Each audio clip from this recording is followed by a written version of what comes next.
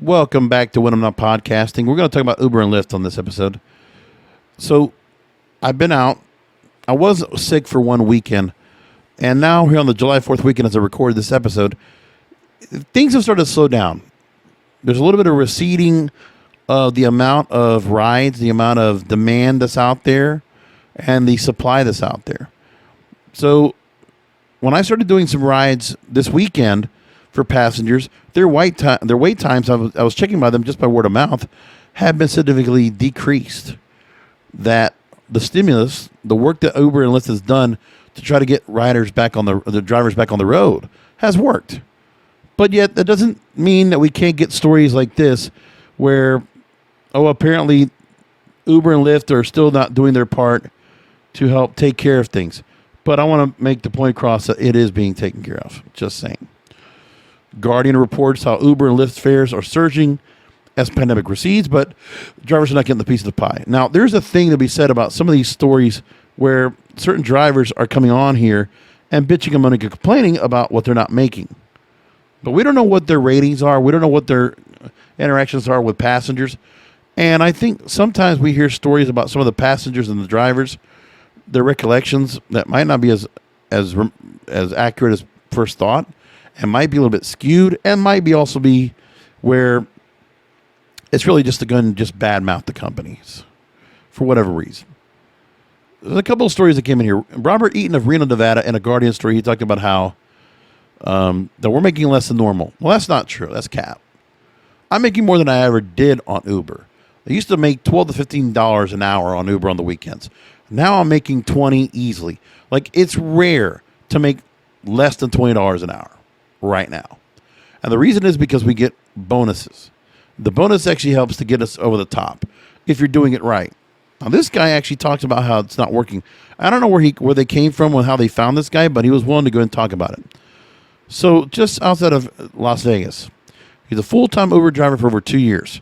Tries to work as many hours as possible every week to provide for his family. His most common shift is 16 hours, noon to 4 a.m. That's bullshit.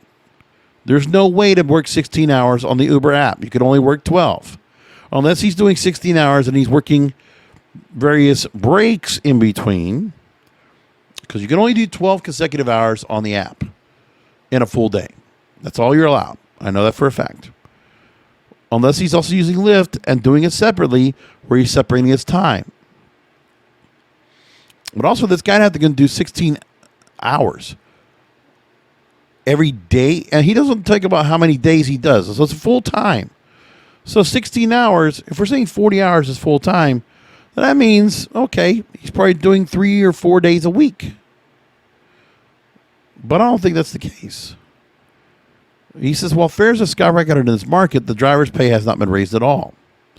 Well, there's surges that go on in these markets. I don't know where he's coming from. So he says, pay's been driven down for drivers. Increased cancellation waiting time, which is not true. It's been 5 minutes at the most for cancellation of wait time, and a reduction of minimum pay for long distance trips, which I also haven't seen. Because I see I took a ride to Miami Airport, which was usually my longest trip, and it wasn't as long as it was, and the pricing was still pretty much on the money, about 70 cents a mile, 71, 72 cents. And Lyft is very similar to that. Also, compared to the fact that I calculate how many miles I put on of gas, how many miles I put onto my odometer after a certain shift, and compared to how much I'm making. And I mean, normally if I'm saying about getting maybe on average on a weekend, and I'm working 6 hours on the weekend on a Saturday, say from like 11 a.m. to about 5 in the afternoons, maybe 6, I'll put about $150, $160. $20, $22, $25 an hour. Okay. And then off of that, I mean, it works out to be about that much, because then I put about like 110, 115, 120 miles on the odometer. So it works out to about 70, 75 cents a mile. The other thing, too, is that you also got to have a good attitude to make sure you get tips. I don't know what this guy's attitude is and how well he does with gratuities, and how gratuitous he is in his car and what he does in his work as a driver. Now, another person he talked to was Giovanni Tarago, who works in Chicago, full-time Uber driver for 4 years. For my credit, 4-year Uber driver and Lyft. I've done about 300 rides for Lyft, which I've never done that many, but I've done about 3,000 for Uber. And I've gone through, and I got a pretty decent rating. I think mine's a 4.95 on Uber, and that's a 5 on Lyft. So these are people that are giving their stats. Okay? Some of the compensations reduced over the years from 60 to 75% to a fraction of the fare of many cases. And this is from an EPI.org study. I don't believe this is going on like that, but Uber drivers, some of them have reported even being charged for providing passengers with rides. Cases have been attributed to software glitches on the app. Now, I can't speak for those. And that could very well be. Some of those might actually happen. Tarago says that what's happening now at Uber and Lyft are charging high in demand prices to the passengers, charging them surge rates, and most of the time the rates aren't even passed off evenly or fairly to the drivers. Well, that's probably so. But there is some sharing of the surge. And they are tacking it onto the passengers. It sucks for the passengers, but they are doing that. The drivers are not getting their rightful piece of the pie when riders are charged very high fares. And since fares are already so high out, the riders are less likely to tip on the app. Sure, but we already know there's certain things you can do to help try to get yourself tips. And you shouldn't rely on tips. I mean, it's unfortunate, but it is kind of like that. And on food and for airport delivery, to and from airport, you're going to probably get tips for those for the most part. And for food, you should. But for the most part, when you're doing other things, it's probably not going to happen. But I've already been in that thought process for a long time. It just kind of happens.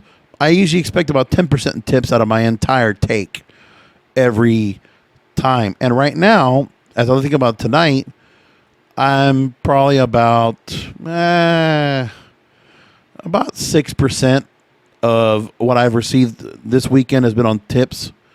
So I haven't really got much. No, a little more than that, actually. I just thought about it. Yeah, about, I want to say 12% I've received on tips. Because I've also got some cash tips that's actually done really well. But really, it doesn't take that much to kind of really just do the right thing, play some nice music, speak when spoken to, don't overspeak when you have to, and just take your people to the destination they got to go to. Don't go to the top of having to provide snacks or the Alfie screens and all this crap. I don't even go through all that stuff. And keep the car clean. Like, it really is not rocket science to be an Uber and Lyft driver. I can tell you that, and I can test. I don't know. Some people just have their thing. Now, there have been issues from California that people have been complaining about that. We've talked about that extensively on the program. I'm not going to get back into that as well. And this whole Guardian piece is just pure clickbait, just trying to go after people, getting people like me to go ahead and, have to go up. I'm not trying to be here to be a defender for Uber and Lyft all the time, but the truth is, I like what they do for me. I think they do a pretty good job of service, and I actually feel like I get what I want from this. I get the flexibility. I mean, you want this to be a job that actually gives benefits. But I'm used to having jobs that don't give actual benefits. You got to find your own sense of benefits when you're doing this job anyway, when you're doing it. Like, it's just additional income. It's a gig economy. And those who are going after Uber and Lyft, they're not going after DoorDash or Grubhub or Postmates or other places. But some people really make some good money off of that, especially Gen Z and millennials. I know the younger generation's doing it, and they do pretty well on it. And they understand. So why not? I mean, if you really think about it, if you put yourself on a taxi, there'll be accrued a whole lot more for your medallion and for the car and for all the things you're doing. And you're getting a whole less of a cut than you would be getting anywhere else. And then you'll be treated by crap as a taxi. You know that for sure. So, buck up, buttercups. All of you that might be a little bit upset with Uber and Lyft, listen, we should be happy we have this because it's nice to have a secondary income like Uber and Lyft like I have it. Just saying. At least hopefully until the podcasting really takes off. Anyway, I'll leave it there and I'll talk to you next time.